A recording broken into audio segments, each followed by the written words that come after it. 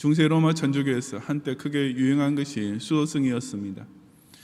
이들은 모든 사생활과 세속을 등지고 최소한의 생활만 하면서 자신을 수양을 했던 자들로서 소위 청빈이라는 귀부인을 사모하며 사는 자라고 추앙받았습니다. 그와 정반대로 사제들은 동방석에 앉아 최고 상류사회를 형성했으며 교황청은 일국의 왕보다 훨씬 더 많은 부동산을 소유한 기업처럼 군림했습니다. 그런 이율배반적인 물질관은 오늘날의 종교인에게서도 여전히 나타나고 있습니다. 우선 고성과의 인터뷰 같은 데서 정말 약방의 감투처럼 나오는 도닦는 요령이라는 것이 바로 무욕, 무소유라는 것입니다. 그러면서도 사찰이나 종단이 소유하고 있는 돈은 정말 엄청나지 않습니까? 종교개혁자 중의 한 명인 칼빈은 세상 재물을 무조건 악한 것으로 보는 사고방식이 결코 경건한 것이 아니며 참된 성경적 원리도 아님을 깨달았습니다. 그는 사람이 열심히 노력해서 사유 재산을 축적하는 것은 지극히 정당할 뿐 아니라 성실한 인간으로서의 당연한 자세라고 보았습니다. 이런 칼빈의 가히 혁명적이라 할 만한 생각은 바로 오늘날 자본주의 경제의 기초가 되었습니다.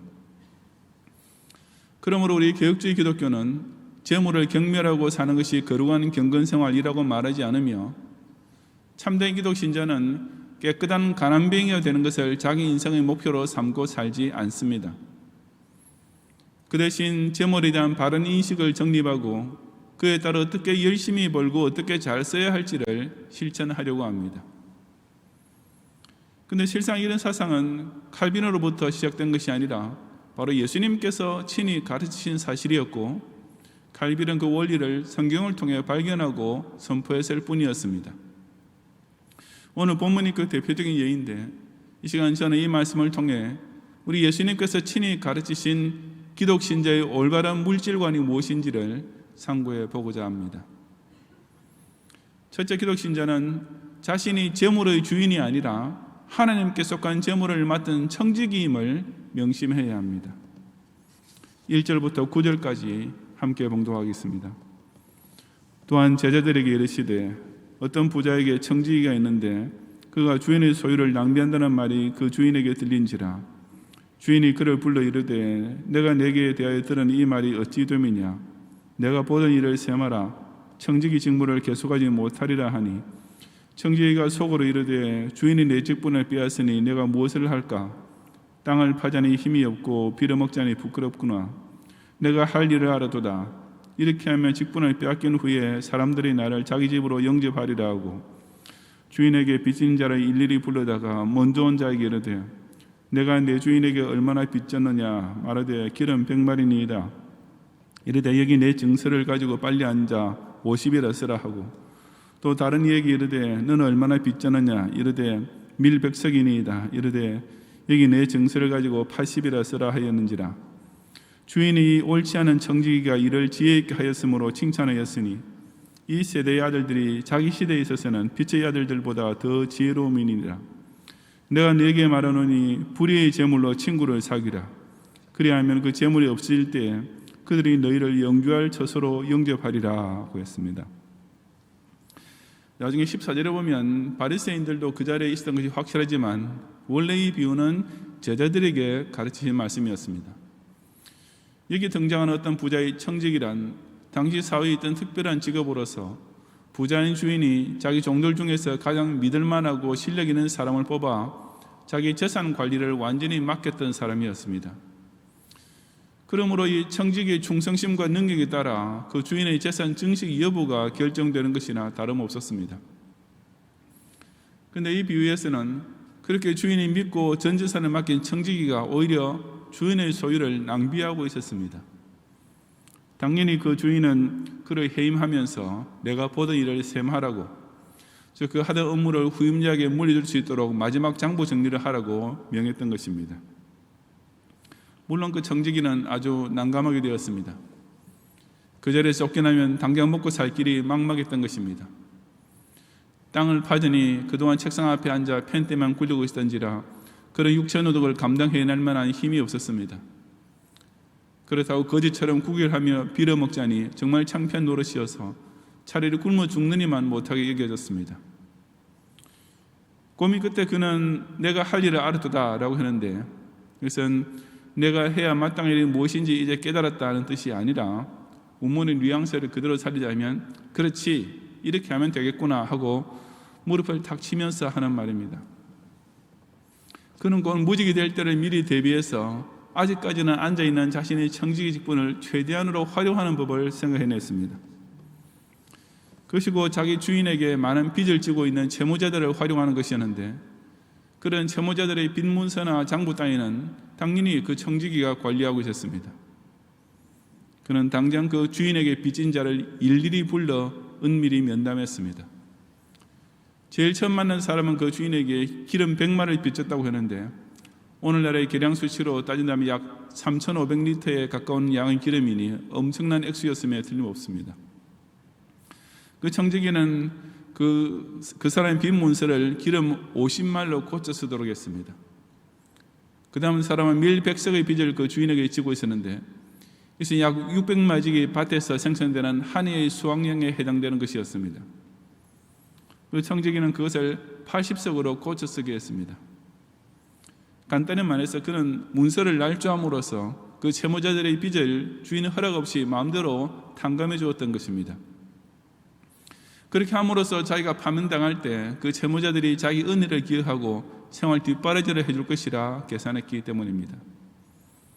정말 아주 약색빠른 보신책이요 실로 강교한 처세술이었습니다. 그런데 그 주인은 이 옳지 않은 청지기가 일을 지혜 있게 하였으므로 칭찬하였으니 라고 했습니다. 이것은 언뜻 좀 이해하기 어려운 말입니다. 조금 전에 자기 재산을, 자기 소유를 허비했다는 이유로 청지기를 파면하려 했던 그 주인이 지금 자기가 받을 빚돈을 마음대로 줄여버린 청지기를 왜 칭찬했겠습니까? 당시 유대 사회에서는 돈을 빌려주고 이자를 받는 것은 율법에서 금하고 있는 까닭에 원칙적으로 못할 일로 되어 있었습니다. 하지만 사람 사는 세상인지라 역시 돈놀이는 공공연히 성행하고 있었습니다. 이 주인이 원래 받을 빚돈에 이자가 포함되어 있을 것이라는 사실은 그 청지기가 탕감해준 액수를 비교해 볼 때 충분히 짐작될 수 있습니다.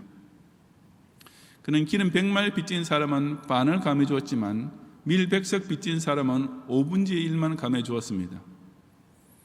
무물 교환이 흔하던 당시 사회에서 기름은 밀보다 훨씬 더 가치가 높은 품목이었는데 가짜를 만든다든지 다른 것을 적당히 섞기가 어려운 것이었기 때문입니다. 오늘날에도 환전하면 같은 가치가 되는 화폐를 할지라도 미국 달러와 러시아의 루블이 그 신용성에서 차이가 있듯이 당시 기름은 밀에 비해서는 훨씬 더 유력한 양화와도 같은 것 같았습니다. 그러므로 자연히 기름에 대한 이자율도 밀보다는 높을 수밖에 없을 것이고, 여기서 청지기가 마음대로 탕감해준 액수는 바로 그 이자에 해당되는 만큼이었다고 짐작됩니다. 그래서 기름을 구워갔던 사람은 많은 액수를, 밀을 구운 사람은 상대적으로 적은 액수를 탕감받았던 것입니다. 이 주인은 아마도 그 때문에 난처한 처지가 되었을 것입니다. 자기 청지기가 이미 빚 문서 원본을 다 없애버리고 새로 만들어 놓았습니다. 그 원래의 원금과 이자를 다 받아내려면 모든 사실이 공개적으로 드러나게 되기 마련인데, 그러면 자기가 돈놀이 했다는 사실이 밝혀지면서 율법을 지키지 않는 불경한 자로 낙인 찍힐 것이 뻔한 일이었습니다. 그러니 어쩔 수 없이 주인은 다른 사람 앞에서 그 청지기를 그저 잘했다고 칭찬해 줌으로써 자기 체면을 세울 도리밖에 없었던 것입니다. 무엇보다도 우리는 예수님께서 이 비유를 말씀하신 목적이 이런 세상 사람들의 꽤 많은 처세술 그 자체를 칭찬하기 위한 것이 결코 아님을 잊지 말아야 합니다. 이 비유의 의도는 이 세대의 아들들이 자기 시대에 있어서는 빛의 아들들보다 더 지혜로움이라 하는 사실을 보여주고자 하심이었습니다. 즉 자기 인생을 살아가는 문제만 놓고 따질 때 이 세상의 불신자들이 아주 철저하고 똑똑하게 처신한다는 사실을 말씀하시고자 이런 비유를 드신 것입니다. 불신자들이 특히 어떤 면에서 더 지혜로운 처세술을 보입니까? 그것은 자기 인생의 미래를 예비하는 면에서 그러합니다. 이 비유의 결론에 해당되는 9절, 불의의 제물로 친구를 사귀라. 그리하면 그 제물이 없어질 때에 그들이 너희를 영주할 처소로 영접하리라는 말씀이 바로 이것을 나타냅니다. 이 옳지 않은 청지기도 자기 인생의 미래를 위해 준비하는 점에 있어서만큼은 이처럼 지혜 있게 처신했던 것입니다. 또한 여기서 불의의 재물이란 말은 불법적인 재물이라는 뜻이 아니라 세상적인 재물, 즉 세속의 재물이라는 뜻으로 사용된 것입니다. 그 청지기는 세상의 재물을 사용해서 친구를 만들었고, 그렇게 함으로써 장래에 실직당할 때를 대비하는 지극히 세상적인 지혜를 보였습니다.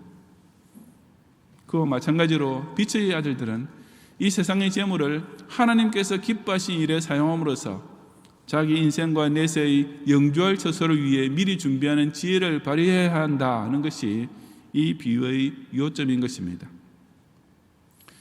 하나님께서 천지를 창조하시고 만유의 주인 되신다는 사실을 부인하는 신자는 없을 것입니다. 그러면서도 유독 재물만큼은 철저히 자기가 주인이라고 생각하는 것은 그 얼마나 큰 착각이겠습니까? 에덴 동산에서부터 하나님께서는 사람에게 세상 만물을 맡아 다스릴 직책을 주셨습니다. 즉, 이 물질 세계를 활용하여 재물을 얻는 과정이란 하나님께서 사람에게 그처럼 세상 만물에 대한 청지기의 직분을 주셨기 때문에 따라온 결과입니다. 그러므로 사람이 자신을 자기 재물의 주인인 것으로 생각하는 것은 사실은 착각 정도가 아니라 창조주 하나님 앞에서 엄청난 교만이 될 수밖에 없습니다. 자기가 재물의 주인이라 생각하는 사람은 평생을 통해 항상 더 많은 돈을 모으기에만 급급할 것이며, 또 일단 모은 돈은 아까워서 제대로 쓸 수 없게 됩니다.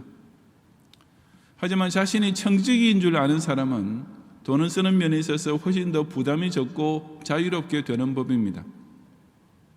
자기가 영원히 가질 재물이 아닌 줄 알고 있으니 그 지혜로운 청지기처럼 주인의 재물을 맡아 관리하는 기간 동안 자기의 미래를 위하여 그 재물을 지혜롭게 잘 쓰려고 노력하게 되는 것입니다. 마찬가지로 우리 기독 신자가 버는 돈은 사실 우리 자신의 돈이 아닙니다. 여러분의 명의로 저금 통장에 들어있는 돈도 결코 여러분 자신의 것이라고 생각하지 말아야 합니다. 그 돈의 진짜 주인은 오직 하나님이시며, 하나님께서는 우리에게 그 돈을 잘 사용해야 할 사명과 함께 기회와 특권을 주신 것입니다. 신자는 이처럼 자신이 재물의 소유주가 아니라 관리자인 것을 깨달아야만 그 재물을 바로 사용할 수 있습니다. 자기가 재물의 주인이라고 착각하면서 주인의 재산을 오용하는 자가 되지 말고, 오직 세상에 살 동안 하나님께서 내게 맡기신 재물을 바로 사용하는 청지기의 신분을 늘 명심하는 성도들이 되시기를 바랍니다. 둘째로 기독 신자는 재물을 자신의 주인으로 삼지 말고 오직 하나님께 충성하는 수단으로 선용해야 합니다. 10절 이하 13절까지 함께 봉독하겠습니다. 지극히 작은 것에 충성된 자는 큰 것에도 충성되고, 지극히 작은 것에 불의한 자는 큰 것에도 불의하니라. 너희가 만일 불의한 재물에도 충성하지 아니하면 누가 참된 것으로 너희에게 맡기겠느냐? 너희가 만일 남의 것에 충성하지 아니하면 누가 너희의 것을 너희에게 주겠느냐? 집 하인이 두 주인을 섬길 수 없나니 혹 이를 미워하고 저를 사랑하거나 혹 이를 중히 여기고 저를 경히 여길 것임이니라. 너희는 하나님과 재물을 겸하여 섬길 수 없느니라. 아멘. 사람이 재물의 주인이 아니라 재물을 맡은 청지기라는 사실을 깨닫게 되면 그 다음에 무엇을 어떻게 해야 할지를 예수님께서 여기서 강조하고 계십니다. 재물을 바로 쓸 줄 아는 것은 곧 작은 것에 충성하는 것이며, 재물을 하나님 섬기는 일에 쓸 줄 모르는 것은 곧 작은 것에 불의한 자가 되는 것이라 하셨습니다. 그리고 이것은 곧바로 큰 것에 충성할 수 있느냐 없느냐로 직결되는 것이라고 선언하셨습니다. 한 신자가 과연 순교자적인 자세로 죽도록 충성하는 큰 신앙인이 될 수 있느냐 없느냐 하는 것은 그가 세상 재물을 가지고 얼마나 하나님께 충성할 줄 아느냐 모르느냐 하는 바로 여기서부터 시작되는 것입니다. 그렇게 말씀하시면서 예수께서는 또한 너희가 만일 불의한 재물에도 충성하지 아니하면 누가 참된 것으로 너희에게 맡기겠느냐고 반문하셨습니다. 지극히 당연한 논리입니다. 우리가 세상 재물을 가지고 하나님께 충성하는 것조차 할 줄 모르면 하나님께서 도대체 어떻게 참된 것, 즉 주의 나라와 의를 위한 더 크고 중요한 일을 맡기실 수가 있겠습니까? 예수님께서는 이어서 너희가 만일 남의 것에 충성하지 아니하면 누가 너희의 것을 너희에게 주겠느냐고 또 반문하셨습니다. 이 말은 만일 너희가 남이 맡겨진 재물을 가지고 열심히 일하지 아니하면 누가 너희에게 잘했다고 너희에게 돌아갈 몫을 떼어주겠느냐라는 뜻입니다. 즉 재물이 하나님 것인 줄 알고 청지기의 자세로 충성하지 아니하면 하나님께서 어떻게 그런 사람에게 참된 복을 내려주실 수 있겠느냐는 말씀인 것입니다. 그리고 이 모든 문제는 궁극적으로 집 하인이 두 주인을 섬길 수 없는 원리에 어김없이 직결됩니다. 이게 하인이란 말은 종이나 노예를 뜻합니다. 신실한 종업원이나 사원이라면 자기 회사 사장과 경쟁사 사장 사이에서 양다리를 걸칠 수 없지만 특히 옛날 사회에서 종이 두 주인을 섬길 수 없다는 것은 더욱 그러합니다. 그 당시에 만약 종이 그런 일을 저지른다면 주인은 그 종을 당장 죽일 수도 있을 만큼 그 행위는 중범죄에 해당되었던 것입니다. 그리고 어떤 종이 두 주인을 동시에 섬기고 있다고 한다면 그 이면에는 결코 부인할 수 없는 사실이 있습니다. 바로 그런 경우를 두고 예수님께서는 혹 이를 미워하고 저를 사랑하거나 혹 이를 중히 여기고 저를 경히 여길 것임이 틀림없다고 단정하셨습니다. 어떤 사람이 만일 자기는 재물도 좋지만 하나님도 좋다고 여기고 있다면 사실은 그 둘 중에 오직 하나만을 사랑하고 귀중히 여기고 있는 것이며 그 나머지 하나는 실상 미워하고 가볍게 여기고 있는 것임에 변명의 여지가 없다는 뜻입니다. 그러므로 너희는 하나님과 재물을 겸하여 섬길 수 없느니라는 예수님의 결론적 선언은 세상 그 누구에게도 예외가 있을 수 없는 철칙입니다. 사람이 자기가 재물의 주인인 줄로 아는 것도 큰 착각이지만 또한 거꾸로 재물이 자기의 주인이 되어버릴 수 있는 것을 알아야 합니다. 그리고 재물이 주인이 되는 경우는 전자보다 훨씬 더 위험한 상태입니다. 주인이 무엇입니까? 종을 자기 마음대로 부리는 사람입니다. 재물이 사람의 마음을 붙잡고 통제한다면 그 사람은 이미 그 재물의 종이 되어 있는 것입니다. 돈 버는 일을 중심으로 자기 인생을 계획하고 아침에 일어날 때마다 돈 욕심에만 가득 찬 마음으로 일과를 시작하고 저녁에 자리에 들 때마다 돈 문제가 머리에 꽉 차서 근심거리가 되면 그것이야말로 이미 재물을 자기 주인으로 모시고 사는 인생입니다. 우리는 재물을 그처럼 자기 인생의 주인으로 만들지 말고 오직 그 재물을 우리의 참된 주인이신 하나님을 기쁘시게 하기 위한 수단으로 사용할 줄 아는 신실한 청지기가 되어야 합니다. 재물로서 하나님을 기쁘시게 섬길 줄 아는 것, 이것이야말로 하나님의 교회에 크게 충성스러운 일꾼이 되기 위해서 가장 기본적으로 가져야 할 섬김의 자세인 것입니다. 목사의 경우 역시 마찬가지로서 말씀 전하는 일에는 죽도록 충성하겠지만 헌금하는 것은 오직 교원들만 알아서 해야 할 일이라고 생각한다면 사실은 죽도록 충성은커녕 아직 그 목사도 작은 것에조차 충성할 줄 모르는 사람입니다. 몸으로만 때우는 일에는 남보다 앞서서 모범을 보이겠지만 제물로 주의 나를 위해 섬기는 것은 그저 남만큼 평균치만 하겠다는 장로나 집사는 실상은 지극히 작은 것에서부터 아주 불의한 자일 뿐입니다. 그런 직분자나 교인은 자신이 정말 어느 쪽을 진짜 주인으로, 아니 어느 쪽만을 단 한 명의 주인으로 모시고 있는지 스스로 솔직히 반성해 보아야 합니다. 예수님께서 하나님과 재물을 나란히 두고서 너희가 이 둘을 겸하여 섬길 수 없다고 선포하신 것은 우리의 전국을 그 얼마나 정확히 찌르는 말씀입니까?